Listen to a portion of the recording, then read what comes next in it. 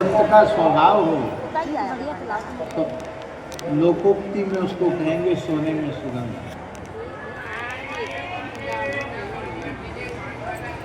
धीरेन्द्र कृष्ण शास्त्री जी का स्वरूप भी है और स्वभाव भी। अभी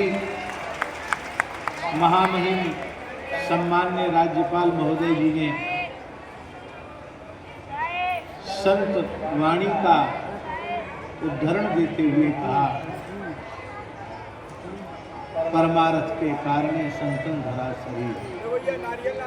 और उसी बात को गोस्वामी तुलसीदास जी ने कहा, पर उपकार बचन मन काया, संत सहज स्वभाव खगर आया।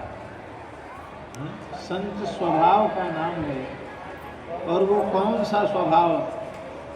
बोले जिस स्वभाव में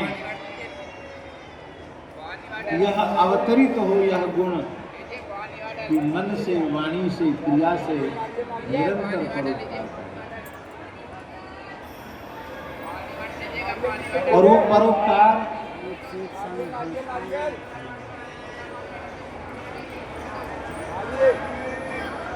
वो परोपकार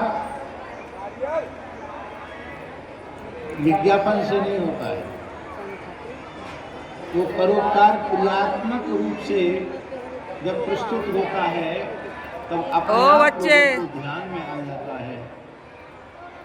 अभी जो 300 कन्याओं के विवाह की बात, जो वस्तुतः अत्यंत अभावग्रस्त परिवार है, कोई मातृपुत्र विहीन है, कोई सब प्रकार से संसाधन विहीन है, ऐसे परिवारों की कन्याओं का जो विवाह है, हम ये समझते हैं कि मानो भगवान की कृपा से ये 300 कन्याओं के विवाह नहीं हो रहे, 300 अक्षय यज्ञों का पुण्य प्राप्त हो रहा है, और इस पुण्य से भारतवर्ष का समग्र विकास होगा। 7 धर्म के धरती के धारक स्तंभ हैं। भगवान व्यास ने कहा, गोभिः विप्रैश्च वेदैश्च सतीभिः सत्यवादिभिः अलुब्धैः दानशीलैश्च सप्तभिर्धार्यते मही।